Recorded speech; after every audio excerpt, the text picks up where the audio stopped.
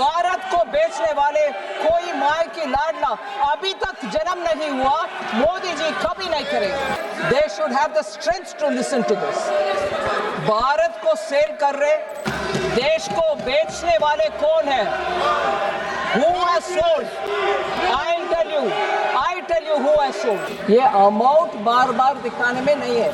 World trade organisation का बाली के meet में जाकर के समझौता करने वाले ये लोग हैं। आपकी इंडी अलायंस का विषय सोच लेना।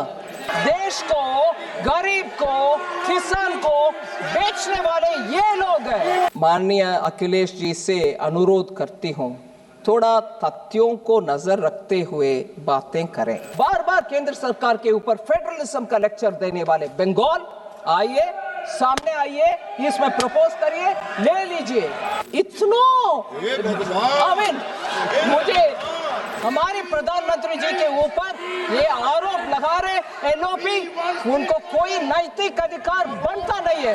लीडर ऑफ द ऑपोजिशन हमें सजेशंस दे रहे हैं, ये कांग्रेस वाले आज आकर के हमें एडवाइस दे रहे हैं नेगोशिएशन कैसे करना है। बंगाल के लोगों को please listen, I am talking about LOP.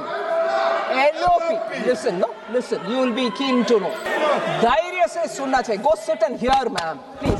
हमने अलॉट कर चुके हैं, उसको भी उनका जानकारी नहीं है, पढ़ा नहीं है, बजट को पढ़ा नहीं है। आ गए हमारे लीडर ऑफ द ऑपोजिशन बात करने के लिए, ये कुछ नहीं पढ़ा, आ गए हमें लेक्चर करने के लिए। चिल्ला चिल्ला के मेरे आवाज को बंद नहीं कर सकते, ये पूरे देश सुनेगा आज। नमस्ते, मेरा नाम शुभम है और आप देख रहे हैं संसद की कार्रवाई से जुड़ा खबरगांव का खास शो पार्लियामेंट स्ट्रीट।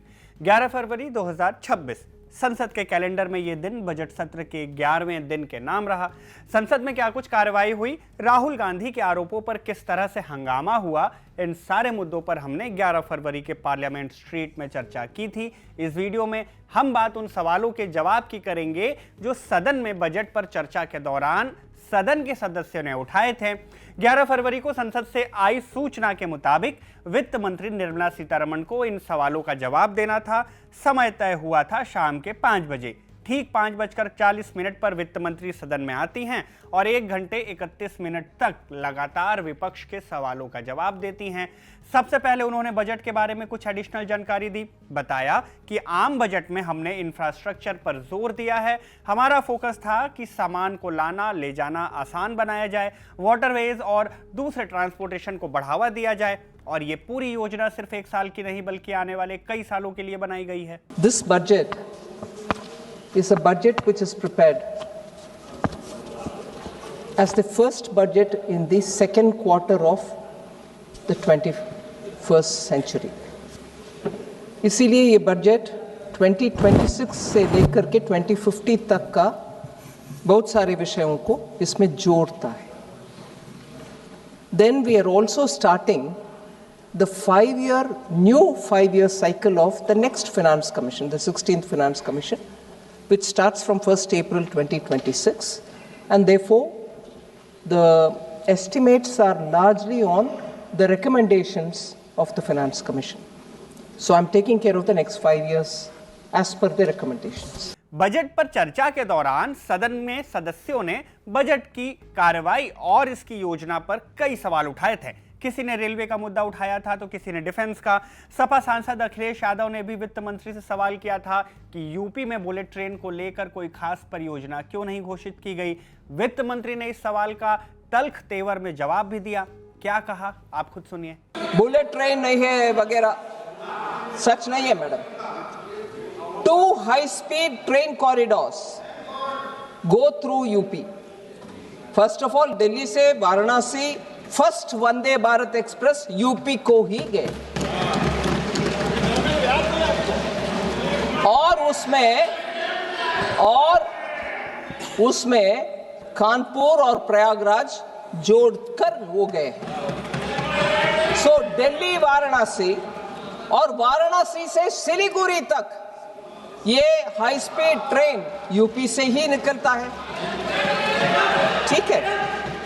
कहाँ दिमाग? मैं जवाब देती हूँ आपको, don't worry, you will get an answer. ये कब तक का विषय पूछने से पहले आपकी इंडी अलायंस का विषय सोच लेना। उसको देर करने वाले कौन है पूछ लो, यूबीटी से पूछ लो, जमीन क्यों देर से दिया, उसके वजह से कॉस्ट क्यों बढ़ाया, आपके अलायंस पार्टनर उनसे पूछो भाई, ना कि मेरे से। लैंड समय पर दिए होते अब तक बुलेट ट्रेन चलता होता, लैंड नहीं दिया। माननीय अखिलेश जी से अनुरोध करती हूं, थोड़ा तथ्यों को नजर रखते हुए बातें करें। अगले बजट पर चर्चा के दौरान हमने देखा कि विपक्ष ने सरकार पर टैक्स को लेकर बार बार हमला किया। टीएमसी सांसद अभिषेक बनर्जी ने 10 फरवरी को ही सदन में कहा था कि सरकार बच्चे के जन्म से लेकर उसकी मृत्यु तक अलग अलग तरह से टैक्स लगाती है। ऐसे सवालों का जवाब देते हुए वित्त मंत्री ने क्या कहा? अभिषेक बनर्जी का स्पीच मैंने ध्यान से सुना, मगर मुझे दुख लग रहा है कि इस सदन में आकर के सदन के हर मेंबर को मालूम है ऐसे जानकारी को तोड़ मरोड़ करके अनट्रूथ, एकदम गलत बयान। जीएसटी, अब सुन लो भैया, सुन लो, जीएसटी इतना क्या बोलते हैं, चमकदार और वेरी अट्रैक्टिव वे में वो बोलते हैं। एक बंदा अगर जन्म से टैक्स पे करता है, जन्म लेते हुए ही दूध के ऊपर टैक्स है, डायपर के ऊपर टैक्स है, फिर स्कूल में जाता है नोटबुक के ऊपर टैक्स है, फिर हॉस्पिटल में जाता है उसमें टैक्स है। कहां से निकाल रहे हैं जी ये सब? मैं बोल रही हूं 2017 जब जीएसटी इंट्रोडक्शन हुआ तब से ही दूध के ऊपर टैक्स नहीं है जीएसटी। ये कहां से ले आ रहे हैं जी? इस हाउस को I don't know if it is the right word, बेवकूफ बनाने के लिए उनका भाषण है। मिल्क के ऊपर कोई टैक्स नहीं है जीएसटी, एजुकेशन के ऊपर कोई टैक्स नहीं है, जीएसटी इफेक्टिवली एग्जेम्प्ट है, जीरो है। Pre school to higher secondary education ये सब जीएसटी से मुफ्त। Education leading to recognised qualification जहां है वहां भी जीएसटी नहीं है। बुक्स, नोटबुक्स, टेक्स्ट बुक्स सब जीरो है जीएसटी। आई मीन मुझे लग रहा है कि how can you go on saying like this untruth. GST है, अगरबत्ती चलाना हो तो भी जीएसटी है। ये बयान उनसे मैंने सुना और मुझे बहुत दुख लग रहा। जीएसटी फ्यूनरल सर्विसेज के ऊपर कभी नहीं था, जीरो। ये कट मनी का बात कर रहे हैं, बंगाल में लेते हैं। अपनी स्पीच में वित्त मंत्री ने राहुल गांधी के कई आरोपों का एक साथ जवाब भी दिया। सबसे पहले उन्होंने राहुल गांधी के जुजित्सु के ग्रिप और कंट्रोल वाले बयान पर कटाक्ष किया और तंज कसते हुए जवाब दिया। क्या जवाब दिया आप खुद सुनिए। अभी सुनना चाहिए। सुनो। वो थोड़े जुजुत्सु मार्शल आर्ट के लैंग्वेज बताए। हाँ, ग्रिप, कंट्रोल, ग्रिप बहुत बताए ग्रिप के ऊपर। और ये भी बताए, इतने भी बताए कि चेयर में बैठे हुए हमारे जगदम्बिका पाल जी को हम आपको रिस्पेक्ट करते हैं, आप आखिर हमारी पार्टी वाला है वगैरह, वो भी बताए। ठीक है जी। बिट्टू को गद्दार का। बट उन्हीं के पार्टी से बाहर आए हुए बिट्टू को ट्रेटर बताया। ये एक चेयर में बैठे हुए दोस्त है, हमारे बिट्टू ट्रेटर हो गए। सो ऐसे कहने वाले लीडर ऑफ द ऑपोजिशन बहुत सारे विषय बताए, उनको मैं जरूर एक एक पॉइंट पे जरूर आंसर करना चाहता हूं। मैं वो सही एक विषय उठाए।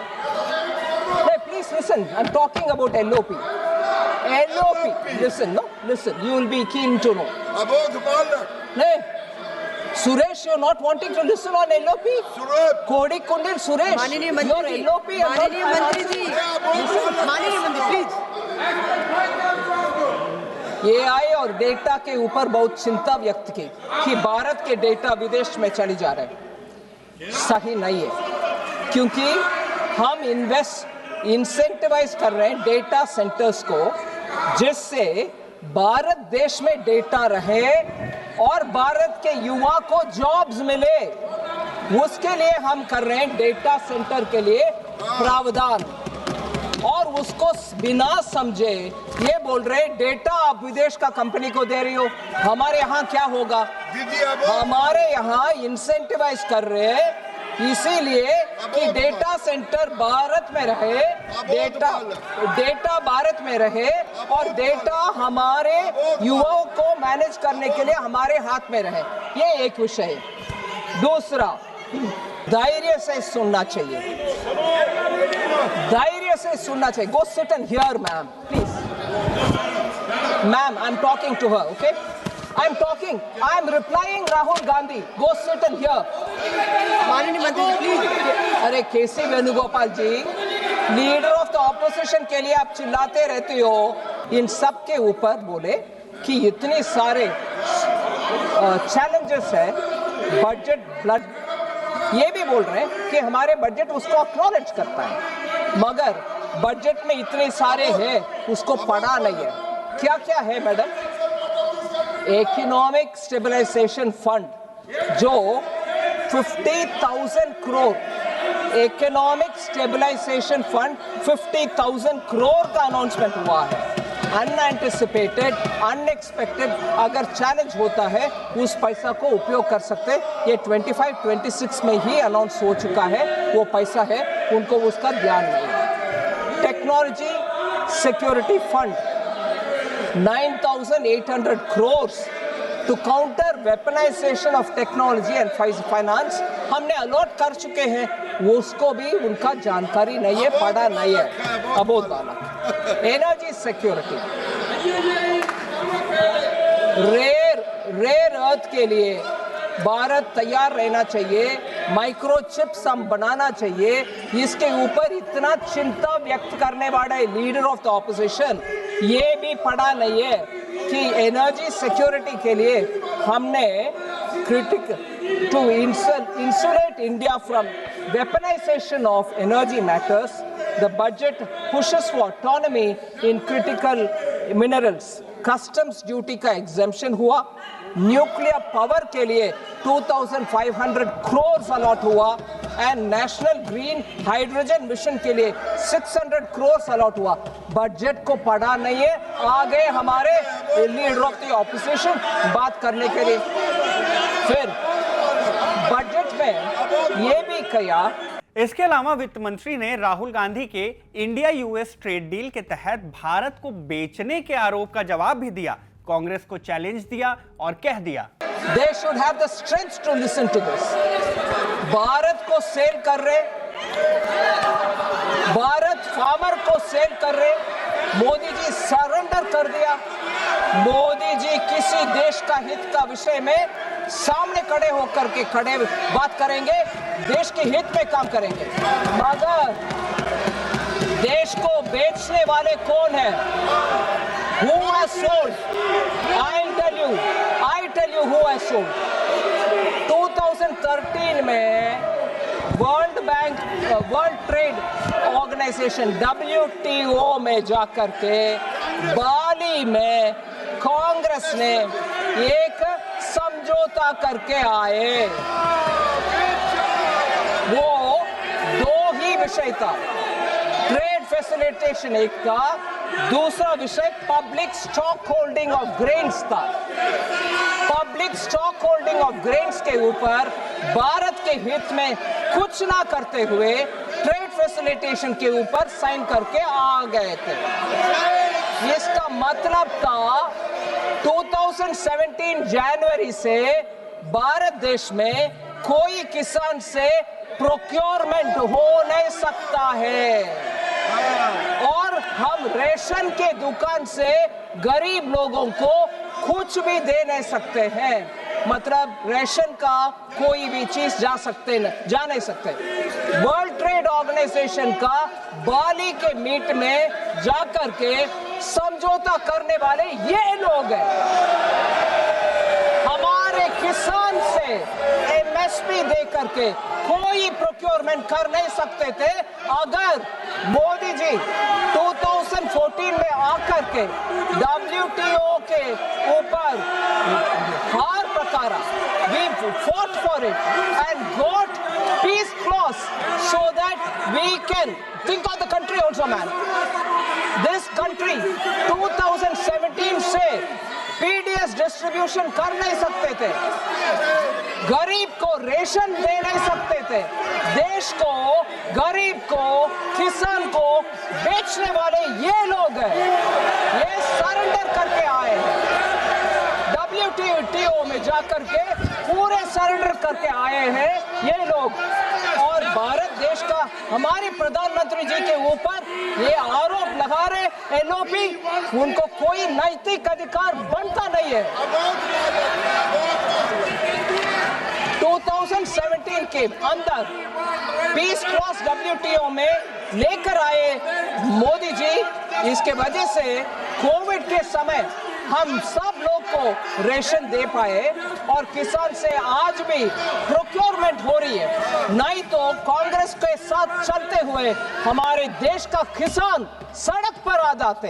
ये सेल करने वाले लोग हैं, ये भारत का किसान को बेचने वाले लोग हैं, ये हमारे गरीब को बेचने वाले लोग हैं। मैडम, लास्ट में एक और विषय, नहीं पाकिस्तान के साथ 11 फरवरी को राहुल गांधी ने अपनी स्पीच के दौरान आरोप लगाया था कि ट्रेड डील के दौरान पीएम मोदी ने भारत का नाम पाकिस्तान के साथ जोड़ने दिया।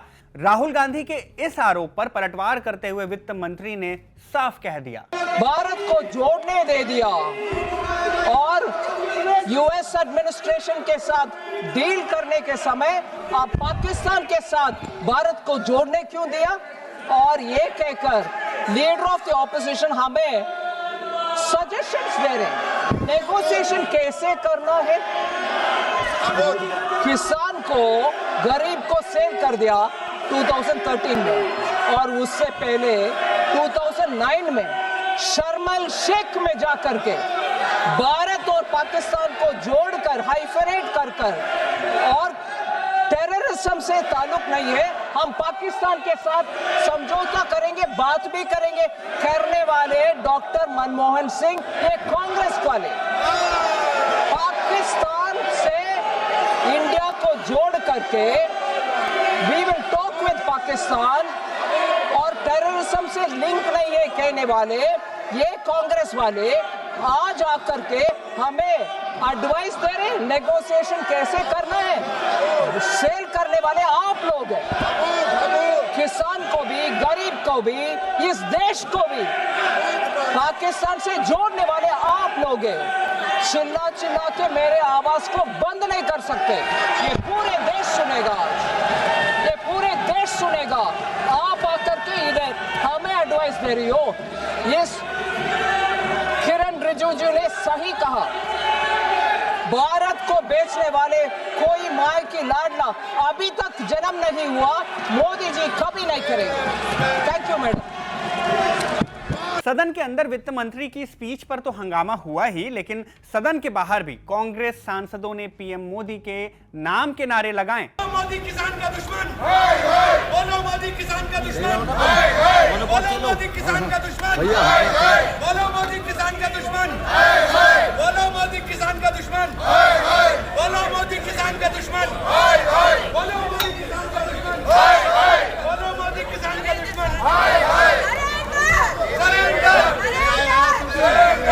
खैर, सदन की अगली कार्रवाई में क्या वित्त मंत्री के बयानों को लेकर विपक्ष कोई पलटवार करता है कि नहीं, पूरी जानकारी आपको पार्लियामेंट स्ट्रीट के 12 फरवरी के अंक में देखने को मिल जाएगी। इस वीडियो में फिलहाल इतना ही। धन्यवाद।